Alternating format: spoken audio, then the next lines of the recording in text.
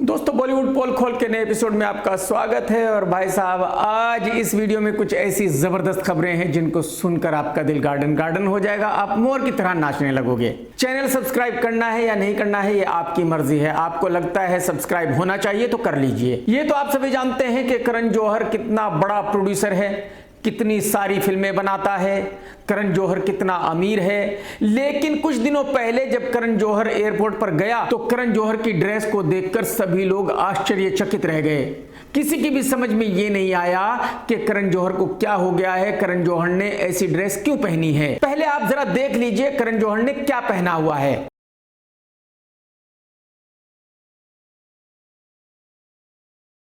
तो आपने देखा कि करण जौहर की जो टी शर्ट है वो चारों तरफ से फटी हुई है और लोग इस ड्रेस को देखकर ये पूछ रहे हैं कि क्या करण जौहर बहुत ज्यादा गरीब हो गया है, क्या करण जौहर बैंकरप्ट हो गया है, क्या करण जौहर के पास पैसे नहीं बचे हैं कपड़े खरीदने के लिए। पतला होने की वजह यह हो सकती है कि शायद करण जौहर ने अपना वजन घटाया है। करण जौहर इस एज में भी एकदम यंग लौंडा दिखना चाहता है और हर बूढ़े आदमी के साथ यही है, जब इंसान बूढ़ा होने लगता है तो वो यंग दिखने की कोशिश करता है। तो इसमें कुछ गलत नहीं है। बहुत सारे लोगों ने करण की इस ड्रेस को देखकर करण का मजाक भी बनाया है। किसी ने कहा है कि भाई हमारे घर में जो पोचा होता है वो भी इससे अच्छा होता है। किसी ने कहा है कि करण जौहर की ड्रेस ऐसी है कि ये तो इंटरनेशनल फकीर दिख रहा है। मेरे ख्याल में करण के किसी ड्रेस डिजाइनर ने उसको ये ड्रेस दी है और उससे कहा है पहनने को, लेकिन जिसने भी ये काम किया है बहुत ही गलत किया है। बहुत ही घटिया किस्म का डिजाइनर है ये। अपने टाइम के बहुत बड़े स्टार राज बब्बर साहब ने 2 शादियां की थी, दोनों शादियों से उनको बच्चे हैं। राज जी की सेकंड वाइफ थी स्मिता पाटिल और उससे बेटा है प्रतीक बब्बर। प्रतीक बब्बर ने पहले शादी की थी, डिवोर्स हो गया और अब प्रतीक ने दोबारा से शादी की है। लेकिन इस शादी में उसने ना ही अपने फादर को बुलाया, ना ही अपने भाइयों को बुलाया, यानी कि किसी भी फैमिली मेंबर को इनवाइट नहीं किया। अब ये तो प्रतीक को ही पता है कि उसने अपने फैमिली मेंबर्स को शादी में इनवाइट क्यों नहीं किया, लेकिन इसको लेकर तरह तरह की बातें बन रही है मीडिया में। राज जी की दूसरी वाइफ नादिरा बब्बर के बेटे हैं आर्या बब्बर, जो एक एक्टर भी है, कॉमेडियन भी है। तो आर्या बब्बर ने इस शादी के बाद स्टेज पर अपनी पूरी फैमिली का मजाक बनाया। आर्या ने कहा कि ये हमारी फैमिली का रिवाज है कि सबने 2 शादियां करनी है। मेरे फादर ने 2 शादियां की, मेरी बहन ने 2 शादियां की, मेरे भाई प्रतीक ने भी 2 शादियां की और मैं भी 2 शादियां करना चाहता हूं, लेकिन 2 शादियां करूंगा नहीं। उसकी वजह यह है कि जो तलाक लेने का प्रोसीजर है वो बहुत लंबा है और मैं बहुत आलसी हूं, मैं वो पूरा प्रोसीजर कर नहीं सकता। ये क्या है? I agree. फर्स्ट पापा ने 2 शादी की, फिर दीदी ने 2 शादी की, अब मेरा भाई 2 शादी कर रहा है, यहां तक कि मेरा जो डॉगी हैप्पी उसकी भी 2 गर्लफ्रेंड्स हैं। तो अब मैं भी करूं तो मैं थोड़ा सा फंसा जा रहा हूं। देखिए क्या है ना मैम, दूसरी शादी करने में प्रॉब्लम नहीं है, कल हो जाए, कोई प्रॉब्लम नहीं, but I am too lazy to go through the complications of a divorce. कहने का मतलब यह है कि आर्या ने अपनी फैमिली का फुल टाइम मजाक बनाया। बढ़िया किया भाई साहब आपने, आपकी मर्जी, आप कुछ भी कर रहे हैं। बहुत दिनों से इंतजार किया जा रहा था और फाइनली कार्तिक आर्यन की फिल्म आशिकी 3 का अनाउंसमेंट हो गया है एक टीजर के साथ। कुछ दिनों पहले मैंने आप लोगों को अपने वीडियो में बताया था कि इस फिल्म से तृप्ति डिमरी को निकाल दिया गया है, श्रीलीला को ले लिया गया है और अब यह कंफर्म हो गया है। तो इसका मतलब यह है कि KRK जो कहता है वो सच ही कहता है। आशिकी 3 के बारे में बात करने से पहले मैं आपको आशिकी के बारे में बताना चाहता हूं।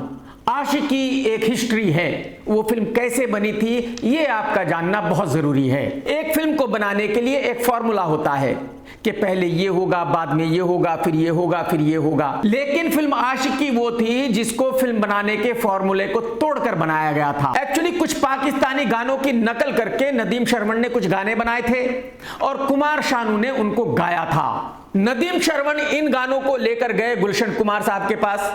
गुलशन जी ने जब इन गानों को सुना तो उनको लगा कि भाई ये गाने सुपरहिट होने वाले हैं, ब्लॉकबस्टर होने वाले हैं। इसके बाद गुलशन जी ने महेश भट्ट को बुलाया और कहा कि भाई साहब ये गाने लेकर आप एक फिल्म बना दो। भट्ट साहब ने कहा कि सर ऐसे फिल्म थोड़ा ही बनती है, पहले कहानी लिखी जाती है, कहानी के बाद गाने बनाए जाते हैं, जो उस कहानी में फिट होते हैं वो गाने डाले जाते हैं, तब फिल्म बनती है। गुलशन जी ने भट्ट साहब से कहा कि भाई साहब ये फॉर्मूला आप एक तरफ रख दो, आपको कितने पैसे चाहिए वो बताओ, लेकिन आप ये गाने लेकर एक फिल्म बना दो। गुलशन जी ने भट्ट साहब से कहा कि मैं गारंटी देता हूं ये गाने ब्लॉकबस्टर होंगे और फिल्म भी हिट होगी। लेकिन प्रॉब्लम ये थी कि फिल्म की कहानी तो थी नहीं, सिर्फ गाने थे। तो कोई भी हीरो उस फिल्म को कैसे करता? कोई भी हीरो पहले कहानी जानेगा, उसके बाद फिल्म को करने के लिए हामी भरेगा। तो ऐसी सिचुएशन में जबकि कोई भी हीरो उस फिल्म को करने के लिए हामी नहीं भरेगा, तो भट्ट साहब ने एक नए लड़के को लिया और नई लड़की को लिया और फिल्म का अनाउंसमेंट कर दिया। जाहिर सी बात है उस वक्त भट्ट साहब बहुत बड़े डायरेक्टर हुआ करते थे, तो उस वक्त अगर वो किसी नए लड़के लड़की को लॉन्च कर रहे थे तो उनकी क्या औकात थी कि वो भट्ट साहब से ये पूछ लेते कि कहानी क्या है। तो गानों को ध्यान में रखते हुए भट्ट साहब ने एक कहानी बनाई और उस पर आशिकी फिल्म बना दी। फिल्म रिलीज हुई और सुपरहिट हो गई। जो गाने थे वो ब्लॉकबस्टर हो गए। कुमार शानू बहुत बड़ा सिंगर बन गया। जो म्यूजिक डायरेक्टर थे नदीम शर्मन, वो बहुत बड़े म्यूजिक डायरेक्टर बन गए और फिल्म तो ब्लॉकबस्टर हो ही गई थी। तो कहने का मतलब यह है कि वो फिल्म अपने आप में एक हिस्ट्री थी। उस फिल्म से बॉलीवुड को बहुत सारा टैलेंट मिला था। इसके बाद भूषण कुमार और भट्ट साहब ने मिलकर आशिकी 2 बनाई और वो भी हिट रही। इसका मतलब यह है कि आशिकी नाम किसी एक निर्माता का नहीं है, ना भूषण कुमार का है ना भट्ट ब्रदर्स का है। अब जबकि आशिकी 1 हिट थी, आशिकी 2 हिट थी, तो आशिकी 3 तो बननी ही है, जाहिर सी बात है।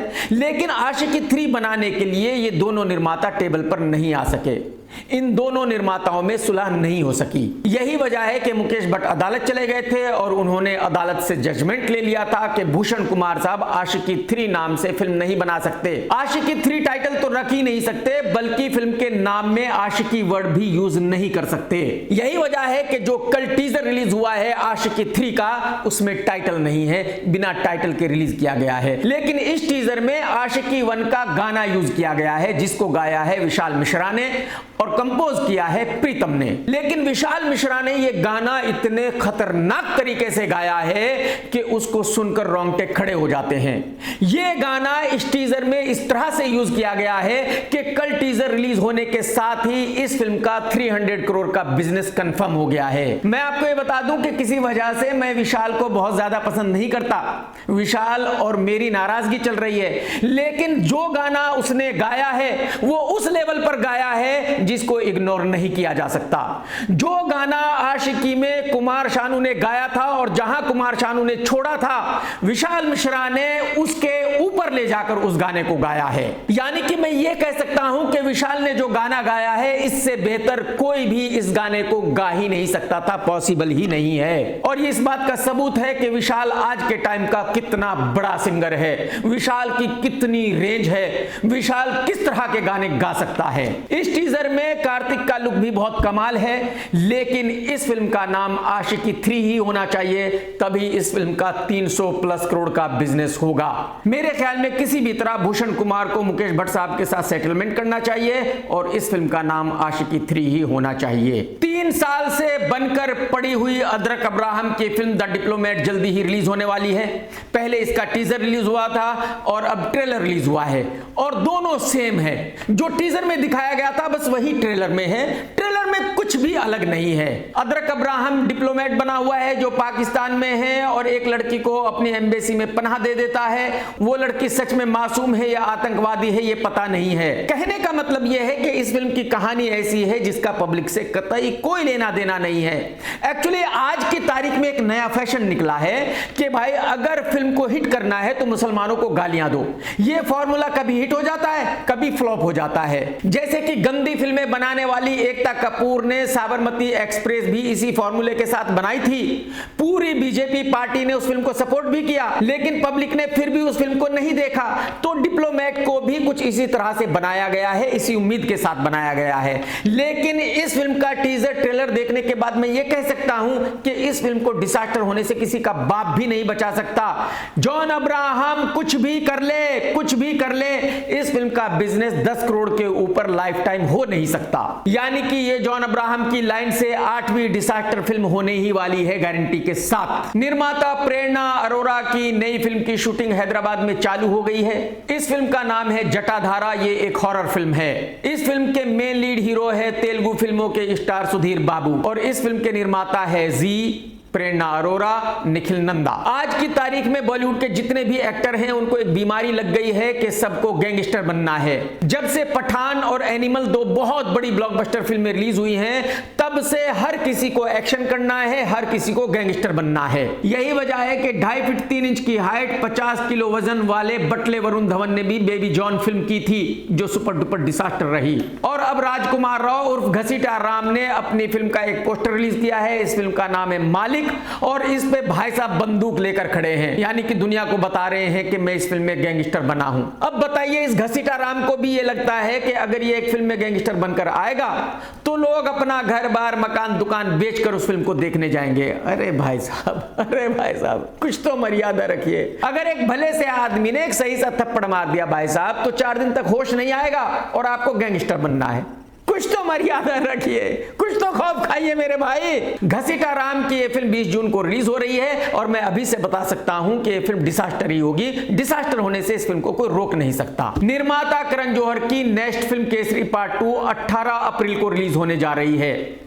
इस फिल्म में है आर माधवन, अक्षय कुमार, अनन्या पांडे। अक्षय कुमार की पिछली फिल्म स्काई फोर्स में उसका रोल बहुत बढ़िया था। अक्षय ने बहुत बढ़िया एक्टिंग भी की थी। अक्षय अच्छा एक्टर है, आप सभी जानते हैं, तो जाहिर सी बात है केसरी पार्ट 2 में भी उसकी बढ़िया ही एक्टिंग देखने को मिलेगी। अब देखने वाली बात यह होगी कि फिल्म कितनी बड़ी हिट होगी। आदित्य पंचोली के बेटे सूरज पंचोली की एक फिल्म जल्दी ही रिलीज होने वाली है, जिसका नाम है केसरी वीर। इस फिल्म में वही फॉर्मूला यूज किया गया है जो आज की तारीख में हिट है, यानी कि हिंदू मुस्लिम। सूरज पंचोली एक बहुत ही बढ़िया लुक के साथ एक वॉरियर बना है और एक्शन कर रहा है जबरदस्त। इस फिल्म में विवेक ओबेरॉय विलन बना है और सुनील शेट्टी का भी इस फिल्म में बढ़िया रोल है। टीजर देखकर पता चलता है कि वॉरियर सूरज को सोमनाथ मंदिर को बचाना है, जबकि एक मुस्लिम इन्वेडर सोमनाथ मंदिर पर हमला करके उसको तोड़ना चाहता है। इस फिल्म के टीजर को देखकर पता चलता है कि इस फिल्म को एक बड़े स्केल पर शूट किया गया है, बढ़िया एक्शन भी है और सूरज ने बहुत बढ़िया काम किया है, बढ़िया एक्टिंग की है, बढ़िया एक्शन किया है। अगर आज के वक्त को देखा जाए तो इस फिल्म का फॉर्मूला बिल्कुल 100% फिट है। ये फिल्म हिट हो सकती है आज के वक्त में, जबकि बॉलीवुड में एक्टरों की कमी है। तो अगर सूरज की ये फिल्म हिट होती है और सूरज कामयाब हो जाता है, सूरज स्टार बन जाता है, तो ये बॉलीवुड के लिए बहुत अच्छा होगा। बहुत सालों पहले सलमान खान और आमिर खान की एक फिल्म रिलीज हुई थी जिसका नाम है अंदाज अपना अपना। जब ये फिल्म रिलीज हुई उस वक्त बहुत ज्यादा नहीं चली थी। ये एक कॉमेडी फिल्म है, ठीक उसी तरह जैसे कि फिल्म सनम तेरी कसम उस वक्त नहीं चली थी जब रिलीज हुई थी 9 साल पहले। लेकिन जैसे जैसे वक्त बीतता गया वैसे वैसे अंदाज अपना अपना फिल्म हिट होती गई और आज की तारीख में इस फिल्म को एक कल्ट क्लासिक माना जाता है। इस फिल्म को 27 मार्च को थिएटर्स में फिर से रिलीज किया जा रहा है। अब देखने वाली बात यह होगी कि कितने लोग इस फिल्म को देखने जाते हैं, यह फिल्म कितनी बड़ी हिट होती है। रणवीर इलाहाबादिया ने शो में क्या कहा था और उसके बाद उस पर FIR हुई थी और मुंबई पुलिस उसको ढूंढ रही है, ये तो आप सभी जानते हैं। लेकिन मुंबई पुलिस को रणवीर मिल नहीं रहा। रणवीर के घर पर ताला लगा हुआ है, फोन स्विच ऑफ है, किसी को नहीं पता कि रणवीर कहां है। रणवीर ने एक स्टेटमेंट रिलीज किया, उसमें कहा कि मुझे मारने की धमकियां मिल रही है। भाई साहब, आपको कोई नहीं मार रहा है, ये ड्रामा मत कीजिए। आप आइए, मुंबई पुलिस को अपना बयान दीजिए, बात खत्म। आपको डरने की जरूरत नहीं है। जो आपने करना था वो तो कर लिया, डरकर भी कुछ नहीं होगा, भागने से भी कुछ नहीं होगा। फाइनली आपको मुंबई पुलिस के सामने आना ही पड़ेगा, फाइनली आपको बयान देना ही पड़ेगा। मुंबई पुलिस आपको अरेस्ट करेगी या नहीं करेगी, ये मुंबई पुलिस के ऊपर डिपेंड करता है। मेरे भाई, ज्यादा चांसेस हैं कि आपको अरेस्ट नहीं किया जाएगा, क्योंकि अमृतकाल चल रहा है और अमृतकाल में रणवीर नाम के आदमी को अरेस्ट नहीं किया जाना चाहिए। बात को समझो आप, तो आप बेफिक्र रहो, आप आराम से मुंबई पुलिस के सामने आओ। तेलुगु फिल्मों के सबसे बड़े सुपरस्टार अल्लू अर्जुन को तो आप सभी जानते हैं। अल्लू अर्जुन का एक कजिन ब्रदर है रामचरण, वो भी एक्टर है। थोड़े लोग आप में से उसको भी जानते होंगे, लेकिन वो अपने आप को बहुत बड़ा सुपरस्टार मानता है। उसका ऐसा मानना है कि वो अल्लू अर्जुन से बहुत ज्यादा बड़ा सुपरस्टार है। हालांकि अल्लू अर्जुन का वो बेचारा 5% भी नहीं है। लेकिन क्योंकि ये दोनों कजिन है तो रामचरण ऐसा कैसे मान ले कि अल्लू अर्जुन उससे बहुत ज्यादा बड़ा सुपरस्टार है। तो बस यही वजह है कि अब रामचरण अल्लू अर्जुन से बहुत ज्यादा जलने लगा है। रामचरण ने अल्लू को को इंस्टा पर अनफॉलो कर दिया है। मैं आपको यह भी बताना चाहूंगा कि दोनों फैमिलीज के बीच में बोलचाल भी नहीं है। दोनों फैमिलीज अंदर ही अंदर एक दूसरे को फूटी आंख भी नहीं सुहाती। और मैं रामचरण से सिर्फ इतना ही कहना चाहूंगा कि भाई साहब, जलने से कुछ नहीं होगा, इंस्टा पर अनफॉलो करने से कुछ नहीं होगा। आपको यह मानना ही होगा कि अल्लू अर्जुन बहुत बड़ा सुपरस्टार है। हकीकत यह है कि आज की तारीख में अल्लू अर्जुन इंडिया का रियल पैन इंडिया सुपरस्टार है। तो उससे जल के क्या होगा, उसकी बराबरी करने की कोशिश करो। मुझे पता है कि आप उसके 10% भी नहीं पहुंच सकोगे, लेकिन ट्राई तो करो भाई साहब, जलने से कुछ नहीं होगा, बात को समझो आप। रणबीर कपूर भी एक बड़ा स्टार है, वो भी खूब पैसे कूट रहा है। आलिया भट्ट भी खूब पैसे कूट रही है। इसके बावजूद भी इन दोनों ने एक नया बिजनेस चालू किया है। इनके इस बिजनेस का नाम है ARKS लाइफस्टाइल और मुंबई में इसका पहला स्टोर ओपन हो गया है। अब अगर आप लोगों को भी आलिया और रणबीर के इस स्टोर से कुछ खरीदना है तो जाइए और खरीदिए, अपने पैसे उनको दीजिए, बात खत्म। समय रैना के शो में जो एक लड़की बैठी हुई थी अपूर्वा, जिसने गंदी गंदी बातें की थी, इसके बारे में मैं पहले भी अपने वीडियो में आपको बता चुका हूं कि ये कितनी बड़ी पोतड़ों की बिगड़ी हुई है। लेकिन भाई साहब, थोड़ा और इसके बारे में जान लीजिए, आपको पता चलेगा कि इसका डेली का सिर्फ यही काम है कि ये लड़के ढूंढती फिरती है। इसको 24 आवर मिठाई बांटनी है। अगर ये दिन में 3-4 दफा लोगों को मिठाई ना खिला सके तो इसको चैन नहीं मिलता। गंदा दिमाग, गंदी सोच। ये रसगुल्ले बांटती है, कलाकंद बांटती है, बर्फी खिलाती है लोगों को। गंदी बातें मत सोचो। तो पहले आप इस लड़की का जरा ये वीडियो देख लीजिए। जो कैबिन क्रू है, जो मेरा ऑर्डर लेने आया था, भाई वो लड़का इतना ज्यादा क्यूट है, लाइक इतना ज्यादा क्यूट है। वो मुझे बोल रहा है, do you have any questions about the menu, और मुझे बराबर मेन्यू समझ नहीं आया है। ठीक है, मैं उसे बोल रही हूँ, नो ऑफ कोर्स नॉट। और देख लिया आपने, ये लड़की फ्लाइट में थी, वहां एक लड़का फ्लाइट पर था जो इससे खाने का ऑर्डर ले रहा था। उसको देखकर ही भाई साहब ये पागल हो गई। इसने पूरी कोशिश की कि कुछ भी हो जाए, मुझे इसको तो मिठाई खिलानी ही खिलानी है। इसको बिना मिठाई खिलाए तो मैं जिंदा रह ही नहीं सकती, पॉसिबल ही नहीं है। और ऐसा नहीं कि ये लड़की शॉपिंग मॉल्स में और फ्लाइट्स में ही लड़के ढूंढती हो। भाई साहब, ये लड़की वो है जो डेटिंग एप्स भी यूज करती है और वहां भी लड़के ढूंढा करती है। जरा ये वीडियो देख लीजिए। हमारी कहानी शुरू होती है जून 2024 में। मेरे सारे क्लोज फ्रेंड्स रिलेशनशिप्स में थे या शादी कर रहे थे और मेरी फट गई थी ये देख के। So obviously I downloaded a bunch of dating apps and I found a very cute hot looking boy and I matched with. देख लिया आपने, अगर डेटिंग ऐप पर भी इसको कोई लड़का ये कह देता है कि चल आजा, मिलना है, मिठाई खानी है, तो ये फौरन ही रसगुल्ले लेकर पहुंच जाती है। यानी कि ये लड़की पोतड़ों की ऐसी बिगड़ी हुई है कि अगर ये डेली 3-4 बार मिठाई ना बांटे तो इसको चैन नहीं मिलता, ये आराम से रह नहीं सकती। आप अंदाजा लगाइए, ऐसी लड़की से आप और क्या उम्मीद करोगे। ऐसी लड़की गंदी बातें करने के अलावा और क्या कर सकती है, इससे आप अंदाजा लगा सकते हैं कि ये किस फैमिली से है, इसके माँ बाप ने इसकी किस तरह की परवरिश की है। तेलुगु फिल्मों का अपने वक्त का एक बहुत बड़ा सुपरस्टार है चिरंजीवी।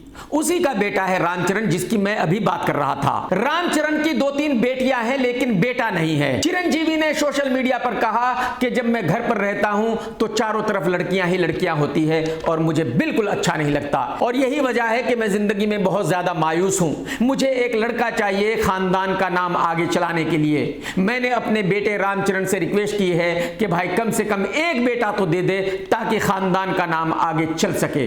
आप अंदाजा लगाइए, इतना बड़ा आदमी और उसकी इतनी घटिया थिंकिंग। वो ऐसा मानता है कि लड़का खानदान का नाम चलाता है, लड़की खानदान का नाम नहीं चलाती। ये बहुत ही घटिया सोच है इस आदमी की। इस सोच के लिए इस आदमी का पूरे समाज में बहिष्कार होना चाहिए। इस साल का आईफा राजस्थान में होने वाला है और उसी आईफा में यही अपूर्वा मखीजा लड़की भी हिस्सा लेने जा रही है।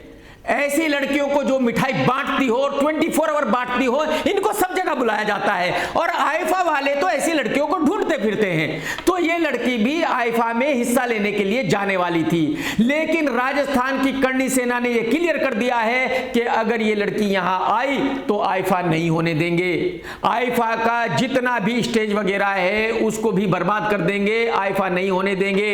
इस लड़की को राजस्थान में एंट्री नहीं है, इस लड़की को आईफा वालों को नहीं बुलाना चाहिए। और जबकि करणी सेना ने इतनी बड़ी धमकी दे दी है तो मैं गारंटी के साथ कह सकता हूं कि आईफा वालों की औकात नहीं इस लड़की को बुलाने की।